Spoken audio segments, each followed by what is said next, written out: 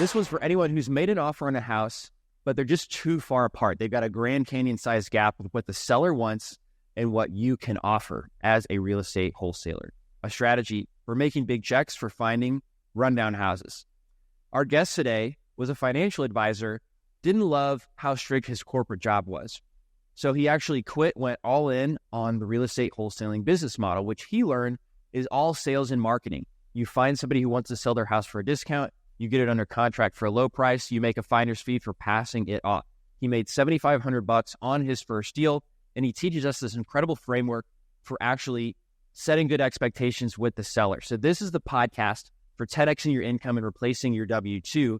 I'm David Lecko. I created a process for 10xing that's helped 10,000 people close their very first wholesale deal in all 50 states. And this is my co-host, Ryan. Ryan, what's your story in 30 seconds? In 2019, I left my W-2 job. I joined a 30-day wholesaling challenge, and I locked up my first deal in 14 days and never looked back from there. That's right. And today, we're going to interview Phillip Placencia so you can give us that framework when we've got too big of a gap. Hey, Phillip, thanks so much for being here with us. I actually invited you because a post you made in the DealMachine Community in 2019 when you were first getting started, and I believe made $7,500 on your first deal, was an incredible framework for what to do whenever you and the seller just can't meet on a price. They won't go low enough. And you got this amazing language that I can't wait for you to teach later in the episode about how to navigate that so that you're not letting the seller down if you can end up selling your wholesale deal. But first, I did want to say, how did you make that $7,500 on your very first wholesale deal? Man, our first deal was actually a referral, and which was crazy. It all kind of happened really fast. We just kind of posted, hey, we buy houses or whatever, and somebody on Facebook. On Facebook, yeah. It was a friend of my wife's that she went to high school with. She said, hey, my mom's got a house. It's been sitting vacant for 3 years. She's tired of paying taxes on it. The taxes are just adding up. And so went and looked at the house, made an offer, she accepted, and bada bing, bada boom. We're like, my wife and I looked at each other like, man, is this real? I said, I don't know. We'll find out when we get a check here in about a week or so. Got a $7,500 check, and they said, okay, this is real. Let's full steam ahead. Let's keep going. I want to talk about when you made that offer. First off, how did you come up with the offer? How did you present the offer, and what was the response to the offer from the seller? So yeah, when you're first starting out, you're still learning. Did go through the whole, analysis paralysis phase, and finally I was like, okay, enough's enough. I'm just gonna take massive imperfect action and figure this thing out as we go. And so started, deal hunting and looking for houses and making offers. And that first referral came in, and, ran some comps. I can't remember what platform we used at that time. This was 5 years ago. Walked the property, didn't even know how to come up with a rehab budget. And so I threw out a number, man. It was $2,500. I'm sorry, was it? Yeah, $3,500 was my offer. And like I said, in my mind, I said, I'm going to throw something against the wall and see what sticks. And so we offered her $3,500, and she said, deal right away. No rebuttals, no, counters, nothing. She put her little hand out. She was an elderly woman, and she said, you've got a deal, mijo, son. She's, Hispanic. So I said, really? Okay. And then, later on, my wife was like, oh my God, we should have offered her less. That's always the first symptom that your gut instinct was wrong, is when you throw that number out there and they say yes. I mean, if you think about it, like, how many times it happens to me all the time now, and I have to think, okay, the feeling that I have in making this offer, chances are this is going to be too low. So then I just go even try to get as uncomfortable as I can. Like, I want you to say no first, because then I won't have that, dang it, I wished I would have. Yeah. No, it was so good. It's such a learning piece. And like I said before, fail forward, and it's one of the things we do now from the gate is we tell sellers, I may not be the buyer for you. And I'll tell you why, because I've got to be, this, that, and the other. And I do tell them, hey, I do this full time. This is how I feed my family. So it's got to make sense. It's got to be profitable. But we do build value in our offer. Here's what we can offer you that you can't get otherwise if you were to list a market or list it on the market or whatever the case is. So yeah, every situation is a learning piece. What are those things that you provide you couldn't do on the market? Yep. How do you say that to a seller? Yeah. So look, no hassle. Like, you're going to sign a contract. We're going to do all the paperwork for you. The first thing when selling a house to someone that's never sold a house before, in their mind, right away, anxiety, maybe some hesitation because life is crazy and busy. Well, how much time is this going to take? How much paperwork do I have to fill out? Where do I have to, how many, places do I have to go to fill out a document? And so with us, we're like, listen, purchase and sale agreement, we're going to execute it. I'm going to turn it into the title company and we take it over from there. I'm going to give you weekly updates on where we are with the title search.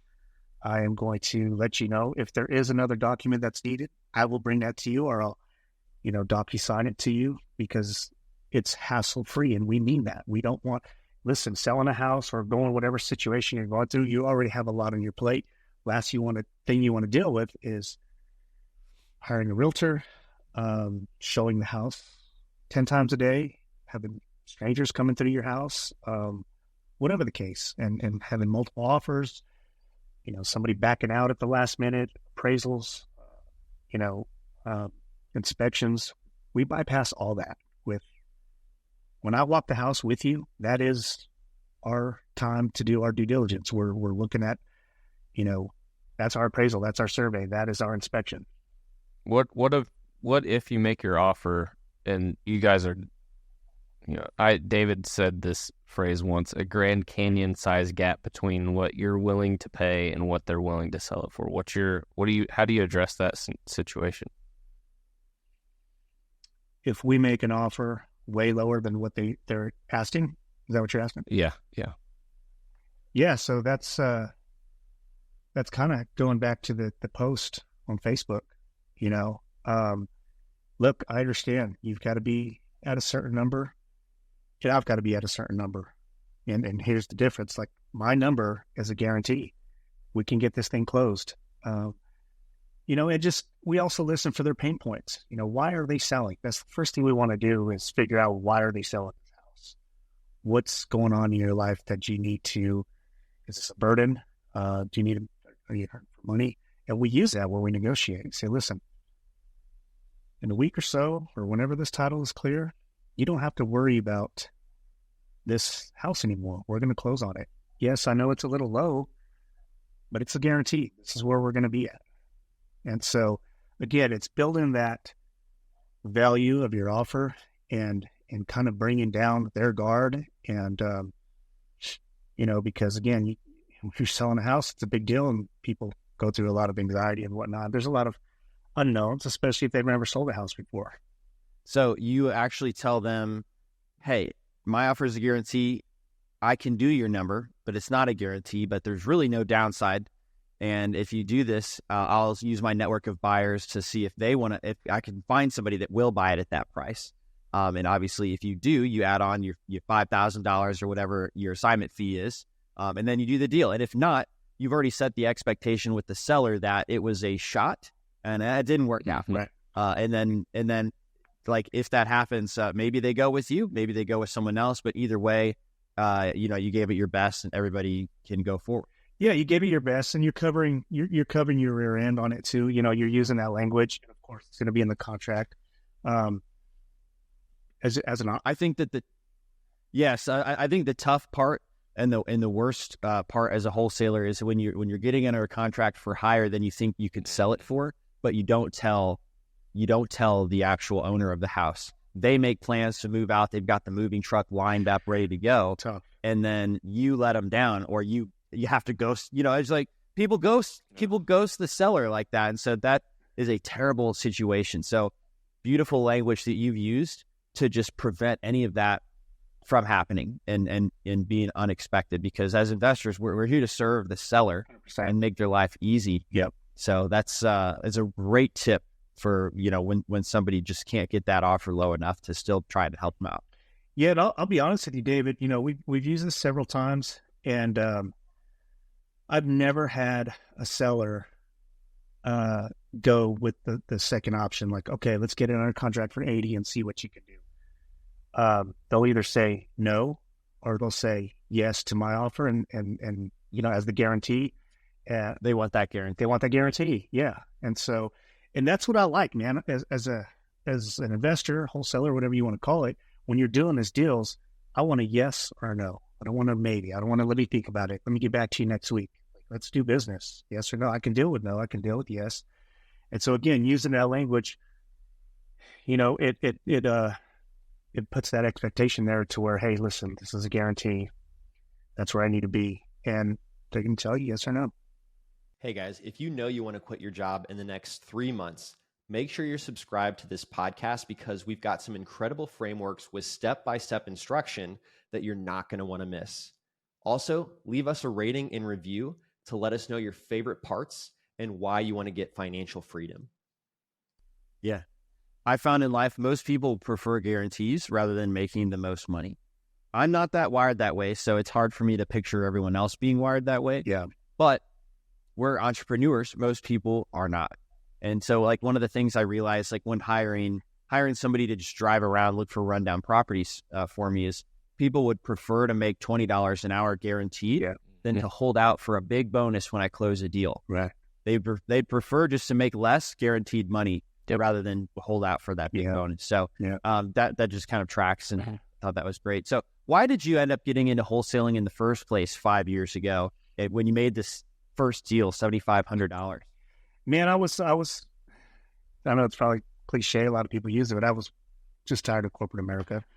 Financial advisor. I was, working my tail off, making the top dog's money and just barely scraping, getting by, and just get tired of, working for other people. And so it's crazy how we did get into it. It was, a friend of mine came over one day and hadn't seen him in a while, and I said, "What have you been up to?" He's like, "Well, man, I'm doing real estate." I said, "Okay, great. Tell me about that." He's like, "I'm wholesaling." Never even heard of wholesale real estate. So how do you wholesale real estate? He's like, "Well, this, that, and the other." Kind of told me in a nutshell. I said, "Man, that's great. I've always been, fascinated by real estate. I always thought I wanted to get into it, but I don't want to go through the licensing process, because I went through the process with the insurance and the financial part of it, and kind of put a bad taste in my mouth just because I had to go jump through so many different hoops." And he said, "Well, man, here's the deal. You don't need a license to wholesale." So my ears perked up. I said, "Have a seat. Here's a drink. Let's talk. Tell me some more about this." So we talked for about an hour, and I mean, dude, everything was just going off, and so my wife was there with us that day, and I said, "Look, this is our way," because we had already been talking like, "Hey, what is our exit strategy for corporate America? What are we going to do?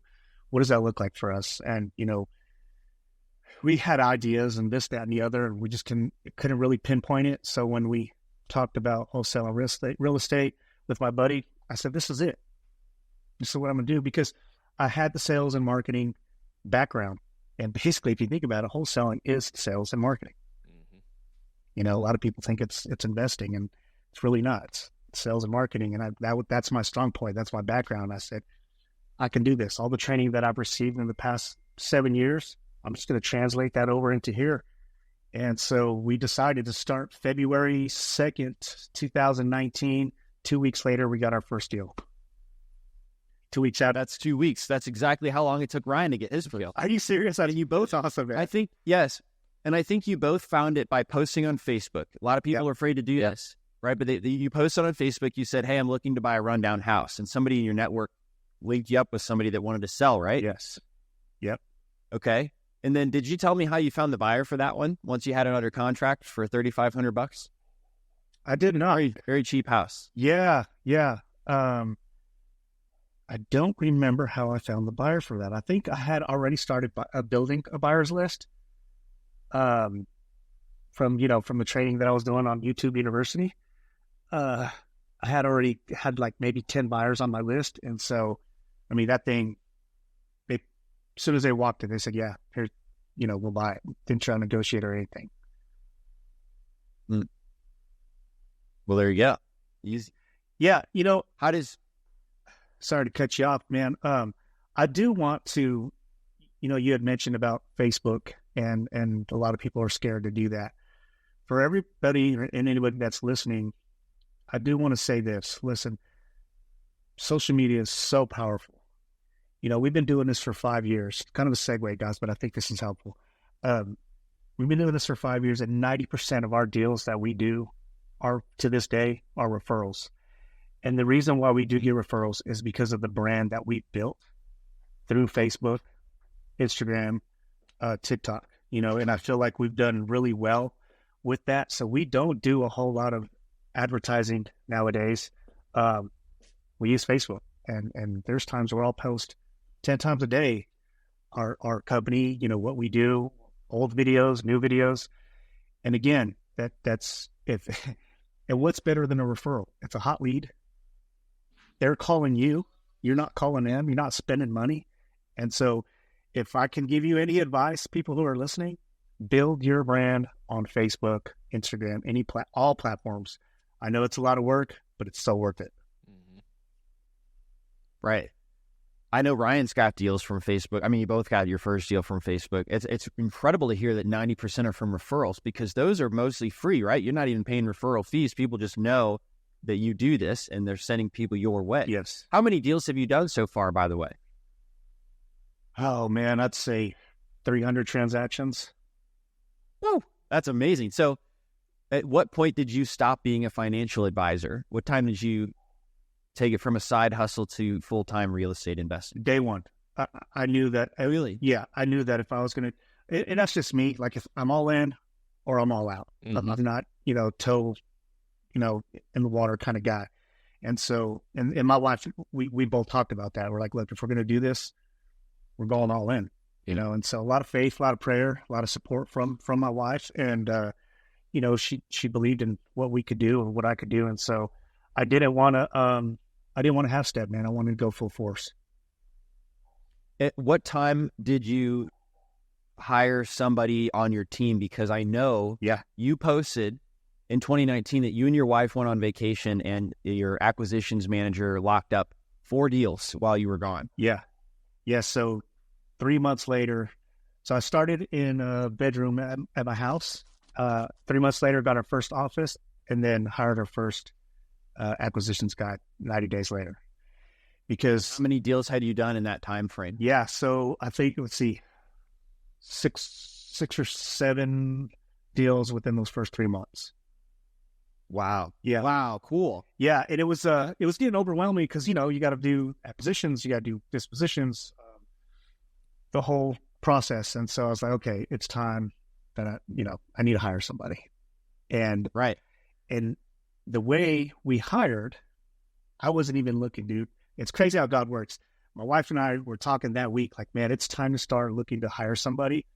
And our first acquisitions manager, Juan, if you're listening, Juan Labreris was our first guy. He messaged me. He says, hey, man, he was a student at Texas Tech. He's like, hey, man, I'm getting into real estate. I see you're doing wholesaling. DM me on Facebook. I would love to work with you. Let's meet up. So I kind of put him off for about a week or two. And finally we met up and loved him. We still love him to this day, man. He helped us out so much. And we just took off. Incredible. Was that a situation where you were like paying a base salary or was it all commission at that point? 100% commission. Starting off. Okay. Yeah. Yep. How did you know that the investment you were going to make in Juan would pay off? Because a lot of people that wholesaling they hire, they struggle because they invest a lot in people who are commission only that then quit or then move on to something else. Man, that's a good question. You don't know. And that's business. You're always going to take a risk. But, meeting with Juan and getting a feel for who he was before we brought him on. I mean, The guy had a good heart, super smart guy. And so, humble. So right away I knew, okay, man, I'm willing to pour into someone like this. This is exactly the person that I'm willing to pour into, because you've got to be, as a business owner, as an entrepreneur, man, you've got to be a good judgment of character, a good judge of character. And if not, it's gonna bite you in the butt later. And so don't be so quick to hire somebody just because they got a great resume. Talk to them, have coffee, have lunch, figure out, their morals and where they stand with things. And, you don't always want the superstar sales guy. You want somebody that's going to be humble and somebody that's going to serve you and your company and build your business. So it was a little bit of moonlighting, but it was worth it, man. Love it. Well, where are you planning on taking your business in 2024? You've had a lot of success so far. Are you guys going to take a permanent vacation at some point? Yeah, we bought some land in Colorado, 10 acres out there, and so in 5 years we want to be able to sell our portfolio and pack it up, head to Colorado, and build a tiny home community. But until then, we do plan on launching a development company this year in the Scottsdale, Phoenix area.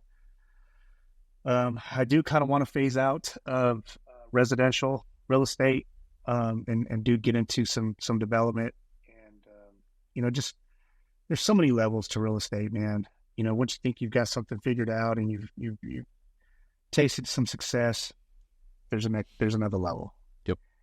And if you're not willing to level up, then you're going to flatline, man, and you're gonna get burned out. But that's the lovely thing about real estate, man. There's always so many different things that you can learn, and there's always so much opportunity to really build some good wealth. A lot of people start in wholesaling. Now that you know what you know, do you feel wholesaling is the right way to start? I think so. And I'll tell you why, because I feel like first of all, wholesaling is a grind. It is not easy. If you're going to wholesale, you've got to commit to it as a full-time grind, because there's so many different moving parts. And again, this is to people who actually want to build a business and not just make some money in a year or two. Like, if you want to build a business, it's a great stepping stone. You're going to learn how to be a great salesperson. You're going to learn the psychology of sales. You're going to learn negotiations. You're going to learn the jargon and the legalities of real estate. And I feel like that's a very good way to start it again. And you can start with zero to like very little money doing it.